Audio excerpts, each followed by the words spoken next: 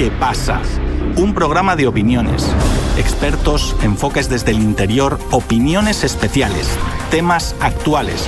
Todo esto en el programa ¿Qué pasa? La pandemia del coronavirus está siendo utilizada por algunos gobiernos como una cortina de humo para acallar e incluso acabar con gente indeseable. Así es el caso del periodista Facundo Molares, quien lleva encarcelado más de medio año en Bolivia, habiendo un grave riesgo para su vida. Fue detenido en una aparente venganza por su cobertura para la revista digital Centenario, de los hechos que se desembocaron en el derrocamiento de Evo Morales y la instauración de un gobierno ultraderechista.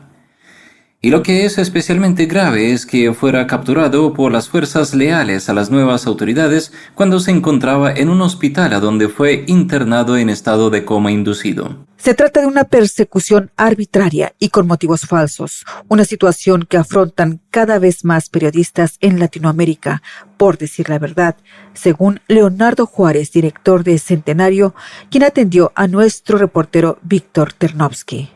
Facundo Molares es un fotoreportero de la revista que yo dirijo, que se llama Centenario. Él está preso en Bolivia. Él estaba cubriendo el proceso electoral previo al golpe militar que dio la derecha boliviana y que encabeza la presidenta de facto Áñez, en una parodia de audiencia vulnerando todos sus derechos, en especial el de legítima defensa. Facundo nombrándole solamente un defensor oficial de oficio, ¿no? Y frente a 3 fiscales y 5 abogados, le hicieron una causa en donde él ni siquiera estaba mencionado, ¿no? Porque en realidad nosotros la información que tenemos es producto de que el padre de Facundo Molares, el doctor Hugo Molares, le llega un mensaje de que estaba internado en terapia intensiva, un NN, y era posible que fuera Facundo. Él se va hasta Bolivia, llega al aeropuerto de Santa Cruz y después va al hospital, y en el hospital logra identificarlo a Facundo, pero inmediatamente lo meten preso a él y a su mujer, lo amenazan de muerte y le dicen que no vuelva a Bolivia, por lo tanto solamente lo pudo ver 15, 20 minutos, ¿no? A Facundo. Entonces a Facundo se le monta un espectáculo grotesco aparte, pero se lo involucra en una causa en donde él no estuvo, porque él estaba cubriendo la situación boliviana para nuestra revista, ¿no? Posteriormente a esto se arma un show mediático. No sé si ustedes tuvieron acceso a los videos que salieron en muchos medios de todo el mundo, donde él está en silla de ruedas, está todavía con fármacos, semidesnudo, y él está internado en el hospital. Y el director del hospital no autoriza a que sea sacado, digamos, la supervisión médica no autorizaba que él sea sacado del hospital, y fuerzas policiales y de seguridad lo trasladan semidesnudo también del hospital, sin autorización del director, a la cárcel de Palmasola. De la cárcel de Palmasola lo llevan a la cárcel de Chonchocoro, que es una cárcel que está a 4.400 metros de altura sobre el nivel del mar. Lo que hay que señalar es que la situación de salud era muy difícil ya cuando el padre lo vio, porque él estaba en terapia intensiva, en coma inducido, con respiración asistida y sondas, y una insuficiencia renal aguda. Pero cuando lo llevan a la cárcel de Chonchocoro, lo que hay que señalar es que Facundo tiene dificultades porque él tiene hipertensión arterial, tiene un edema pulmonar, tiene problemas renales y pérdida de visión. En esas condiciones lo llevan también sin autorización de Palmasola, por lo menos sin el conocimiento del cónsul argentino en Santa Cruz, ¿verdad? De Santa Cruz se lo llevan a La Paz, a esta cárcel que está a 4.400 metros de altura sobre el nivel del mar, y las condiciones físicas de nuestro fotoreportero es que él tiene hipertensión arterial, edema pulmonar, problemas renales y pérdida de visión. Entonces nosotros, el padre y la revista, hicimos una campaña internacional denunciando la violación a los derechos humanos de nuestro fotoreportero, que tuvo una repercusión internacional. Estuvo un fuerte respaldo de la comunidad internacional apoyando la libertad de Facundo y la repatriación argentina de nuestro fotoreportero. Primero porque es una causa viciada de nulidad desde el punto de vista instrumental de la causa, ¿verdad? Y aparte porque se montó una mega causa, pero no en ninguna figura una sola prueba, según el abogado que tuvo acceso a la causa que está en Bolivia, que involucre a Facundo.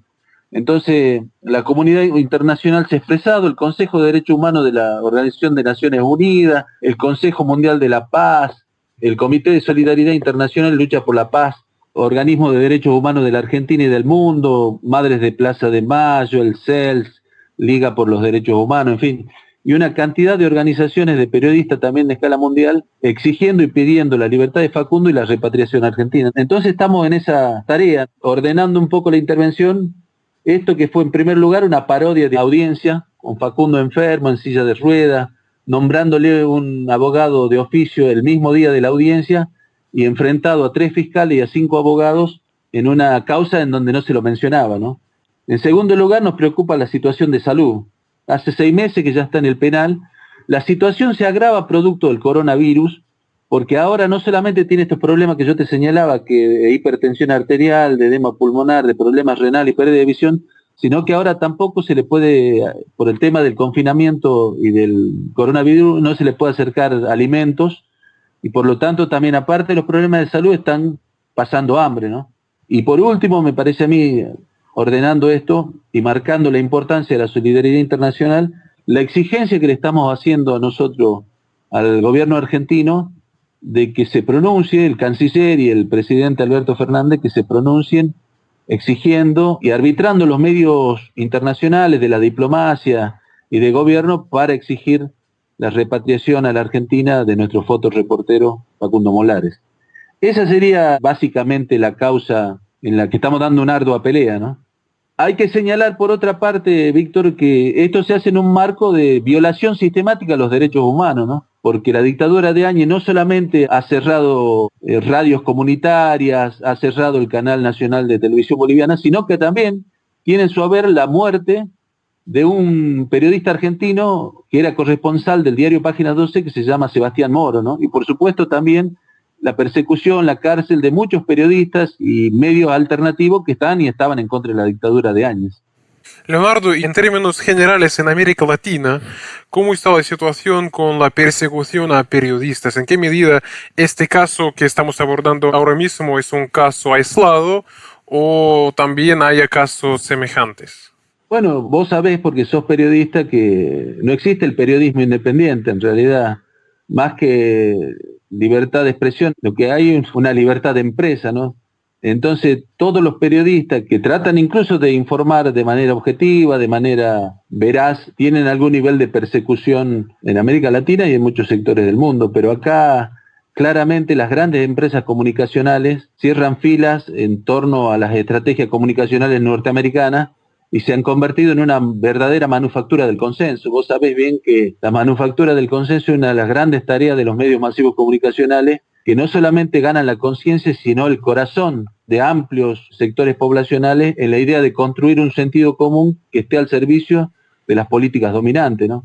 Entonces, cualquier periodista, cualquier sector del periodismo que se oponga a este sentido común, que deje al desnudo al rey, digamos, que deje al desnudo la situación de desigualdad social, de falta de acceso a los derechos ciudadanos, el derecho al trabajo, el derecho a la salud, el derecho a la educación, hay un nivel de persecución y cárcel incluso para muchos periodistas en América Latina, ¿no? Bueno, incluso esto está exacerbado por el nivel de pobreza, por el nivel de falta de acceso a los recursos básicos en muchos lugares de América Latina, como estamos hablando del acceso a la vivienda, el acceso al techo, el acceso al agua potable, en fin, el acceso a la comida. Ya yo diría que a veces no solamente no se respetan los derechos humanos, sino muchas veces poblaciones en América Latina no tienen ni siquiera acceso a los derechos animales, ¿no? El acceso a tener una vivienda, el tener alimento, el tener agua potable, ya no estamos hablando de derechos políticos ni de derechos de otro tipo, ¿no? Entonces hay una persecución en ese sentido. Vos podés ver, por ejemplo, de manera específica, aparte de la persecución de la dictadura boliviana a muchos periodistas,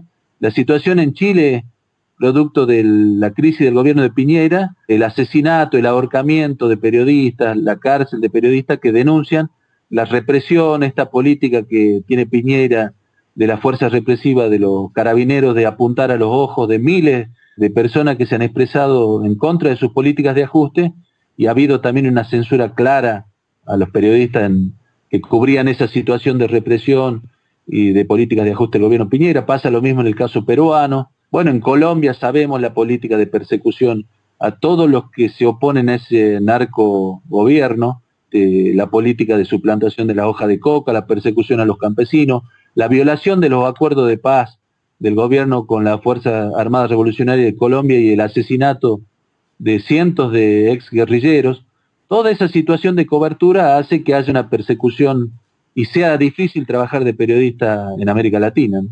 Y hasta aquí una nueva edición del programa ¿Qué pasa?